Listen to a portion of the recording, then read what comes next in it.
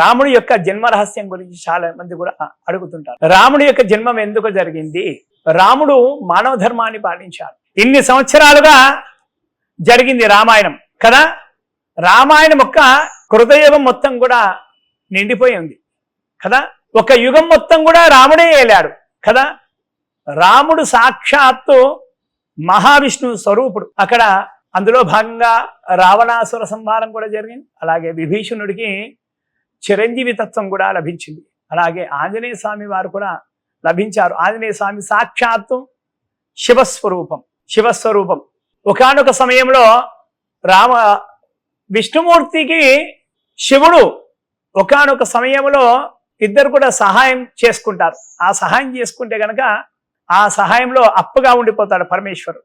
అప్పుగా ఉండి మరి ఒక యుగంలో త్రేతాయుగంలో ఖచ్చితంగా మీ యొక్క రుణాన్ని నేను తీర్చుకుంటాను అని పరమేశ్వరుడు శ్రీ మహావిష్ణువుల వారితో మాట ఇస్తాడనమాట. ఆ ఇచ్చినటువంటి మాట ప్రకారం మరి మహావిష్ణు అవతారము శ్రీరాముల వారు జన్మించారు. జన్మించిన తర్వాత రాముల వారి యొక్క సేవ చేసుకోవడానికి సాక్షాత్తు శివుడే ఆంజనేయ స్వామిగా అవతరించాడు. ప్రతి సంవత్సరం కూడా శ్రీరామనవమి వచ్చిందంటే చాలు ఊరు వాడ అంతా కూడా రాముల వారి కళ్యాణం ఖచ్చితంగా చేస్తారు కదా. చాలా మంది కూడా ఇళ్లలో కూడా కళ్యాణం చేస్తారు. గోదావరి తీర ప్రాంతంలో ఎక్కడ ఉన్నా కూడా ఖచ్చితంగా రాముల వారి కళ్యాణం చేస్తారు. అలాగే చాలా మంది కూడా ఆచారాలు కూడా ఉన్నాయి. ఉగాది నుండి శ్రీరామనవమి లోపల ఎన్ని వివాహ ముహూర్తాలున్నా కూడా చాలా మంది కూడా పెళ్లిళ్ళు చేసుకోరు. ఎందుకంటే రాముల వారి కళ్యాణం తర్వాతనే చాలా మంది కూడా పెళ్లిళ్ళు చేసుకుంటారు కదా. అలా చాలా మందికి ఆచారం కూడా ఉంది. అది రాముడి పైన ఉన్నటువంటి అభిమానము భక్తితో అలా చేసుకుంటారు. తర్వాత నుంచి అందరూ కూడా వివాహాలు చేసుకుంటారు కదా. మరి ఈ శ్రీరాముల వారి యొక్క కళ్యాణంలో ఎవరు పాల్గొనాలి అంటే గనక చరాచర జగత్తులో ఉన్న వారందరూ కూడా పాల్గొనాలి. ఎందుకు పాల్గొనాలి? వీటి వల్ల కలిగే అటువంటి ప్రయోజనాలు ఏమిటి అంటే కనుక వివాహం కాని వారు ఖచ్చితంగా పాల్గొనాలి. వారికి ఖచ్చితంగా వివాహం జరుగుతుంది. ఏ విధంగా వివాహం జరుగుతుంది? రాముల వారి యొక్క కళ్యాణం చూసినంతనే జరుగుతుంది. ఆఖరణ స్వామివారికి అమ్మవార్లకు వేసిన తలంబ్రాలు శిరస్సు పైన వేసుకున్నందుకు కూడా కలుగుతుంది. అలాగే రాముల వారికి సీతమ్మ వారికి పెట్టినప్పుడు జీలకర్ర బెల్లం, ఆ జీలకర్ర బెల్లాన్ని కొద్దిగా ప్రసాదంగా తీసుకొని స్వీకరించినా కూడా ఖచ్చితంగా వివాహం జరుగుతుంది. అలాగే సంతానం కావలసిన వారు కూడా ఖచ్చితంగా రాముల వారి యొక్క కళ్యాణంలో ఖచ్చితంగా పాల్గొనవలసిందే. ఎందుకు? చాలా మంది కూడా వివాహం అయిన తర్వాత ఎన్నో సంవత్సరాలుగా వారికి సంతానం కలగని వారు కూడా రాముల వారి యొక్క కళ్యాణంలో ఖచ్చితంగా పాల్గొనవలసింది. ఎందుకంటే రాముల వారికి కలిగినటువంటి లవకుశులు ఇద్దరు సంతానం కూడా మంచి తేజస్సులు, వీరులు కూడా, మంచి బుద్ధిమంతులు కూడా. రాముడు ఏ విధంగా బుద్ధిమంతుడో, రాముడు మంచి బాలుడు, అలాగే లవకుశులు కూడా మంచి వీరవంతులు, బుద్ధిమంతులు, తెలివిమంతులు కూడా, వాళ్ళు వీరులు కూడా కదా. అలాంటి సంతానం మనకు కూడా కలగాలి అంటే గనక రాముల వారి యొక్క కళ్యాణంలో ఖచ్చితంగా శ్రీరామనవమి రోజున పాల్గొనవలసిందే. అలాగే స్వామి వారికి విశేషంగా ప్రసాదాలు కూడా పెడుతున్నారు, వడపప్పు, పానకం. ఈ ప్రసాదానికి కూడా చాలా మంది కూడా సహాయపడవలసింది. ఎందుకంటే ఈ ఎండాకాలంలో వచ్చేటువంటి వడపప్పు సైన్స్ ప్రకారంగా చూసినా కూడా, ఆరోగ్యపరంగా చూసినా కూడా వడపప్పు అనేది ఒంటికి చలవ. అలాగే పానకం, బెల్లంతో చేసినటువంటి పానకం కూడా ఒంటికి చలవ. దీనివల్ల ఆరోగ్య సమస్యలు ఏమున్నా కూడా తొలగిపోతాయి.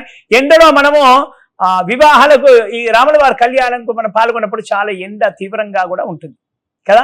ఆ ఎండ వేడికి తట్టుకోవాలంటే కనుక రాముల వారికి ప్రసాదించి నివేదించినటువంటి వడపప్పు పానకం ఖచ్చితంగా మనం స్వీకరించాలి.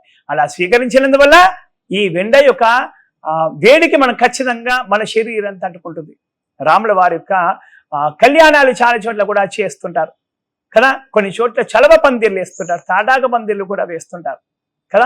ఏసీ కంటే చల్లగా ఉంటుంది అనమాట. అలాంటి పందిట్లోనే వేయాలి. ప్రాచీన కాలంలో వివాహాలు జరిగినా కూడా ఖచ్చితంగా చాలా మంది కూడా తాటాక పందిర్లు ఇవి వేసే వివాహాలు చేసేవారు. కానీ ఇప్పుడు రాను ఫంక్షన్ హాల్స్ అయిపోయినాయి, ఏసీ హాల్స్ అయిపోయినాయి, ఇవన్నీ వచ్చేసాయి. కాబట్టి పని అంతా కూడా అందరికీ చాలా ఈజీ కూడా అయిపోయింది. అంటే డబ్బులు వెచ్చిస్తే డబ్బులే అధికమే అవుతున్నాయి దానికంటే, అయినా కూడా అన్ని ఈజీ అయిపోతున్నాయి. మరి రాముల వారి కళ్యాణం విషయానికి వద్దాం. ఎంత విశేషమైనటువంటిదంటే సాక్షాత్ వైకుంఠవాసుడు లక్ష్మీనారాయణ యొక్క కళ్యాణము, వారి యొక్క ప్రతిరూపమే, ఆదిశేషుడు యొక్క ప్రతిరూపమే శ్రీరాముల వారి యొక్క కళ్యాణం కదా. ఈ కళ్యాణంని వీక్షించడానికి ముక్కోటి దేవతలందరూ కూడా భువి నుండి దివికి దిగి వస్తారు. వాళ్ళందరూ కూడా ఈ కళ్యాణాన్ని వీక్షిస్తారు. ఊరు వాడంతా కూడా సంబరాలు జరుగుతాయి. అందరూ కూడా సుఖ సంతోషాలతో కేరింతలతో రాముల వారి యొక్క కళ్యాణాన్ని చేస్తారు. ఈ కళ్యాణంలో ఎంతో మంది కూడా కూర్చుంటారు కదా, రాముల వారి యొక్క కళ్యాణం. అలాగే తెలంగాణలో ప్రసిద్ధమైనటువంటి భద్రాచలం, అలాగే ఆంధ్రాలో ఒంటిమిట్ట రామాలయం. ఇక్కడ భద్రాచలంలో జరిగిన తర్వాత అక్కడ ఒంటిమిట్ట రామాలయంలో స్వామివారి యొక్క కళ్యాణం జరుగుతుంది. అక్కడ కూడా ఎంతో విశేషమైనది. అక్కడ కూడా ప్రాచీన కథ అంటూ ఒకటి ఉంది అక్కడ జరగడానికి. రాముల వారి యొక్క కళ్యాణంలో అందరూ కూడా ఖచ్చితంగా పాల్గొనండి. అలాగే సర్పదోషాలు ఏమున్నా కూడా తొలగిపోతాయంటే లక్ష్మణుడు అక్కడ సమేతంగా ఉన్నాడు. ఆదిశేషుడే లక్ష్మణ స్వరూపం అన్నమాట. సర్పదోషాలు పోవాలి అంటే గనక ఆ లక్ష్మణుడి యొక్క అనుగ్రహం కూడా ఖచ్చితంగా ఉంటుంది. ఎందుకంటే అన్నావదుల యొక్క కళ్యాణంలో మనం అందరం కూడా పాల్గొన్నాం కదా. మనకు కూడా చాలా మంది కూడా సర్పదోషాలు ఉంటాయి. ఆ సర్పదోష నివారణ చేసేటువంటి అధికారం కూడా, అనుగ్రహించేటువంటి అధికారం కూడా ఆ లక్ష్మణుడికి ఉందన్నమాట. అలాగే రాముల వారి యొక్క కళ్యాణంలో మనం పాల్గొంటే ఆంజనేయ స్వామి వారికి అనుగ్రహం కూడా కలుగుతుంది. మన కోరికలు ఎన్నెన్నో ఉన్నాయి. అలాగే మనల్ని ఆవహించినటువంటి దుష్ట శక్తులు కూడా ఎన్నో ఉన్నాయి. ఆ శక్తులన్నీ కూడా పటాపంచలైపోవాలి అంటే ఆ రోజున ఆంజనేయ స్వామి వారికి అనుగ్రహం కూడా కావాలి మనకు. ఎందుకంటే రామవారిని దర్శిస్తే చాలు ఆంజనేయ స్వామి వారికి అనుగ్రహం ఆటోమేటిక్ గా మనకు లభిస్తుంది. ఆంజనేయ స్వామిని మనం ప్రార్థించకున్నా చాలు, లక్ష్మణుని మనం ప్రార్థించకున్నా చాలు.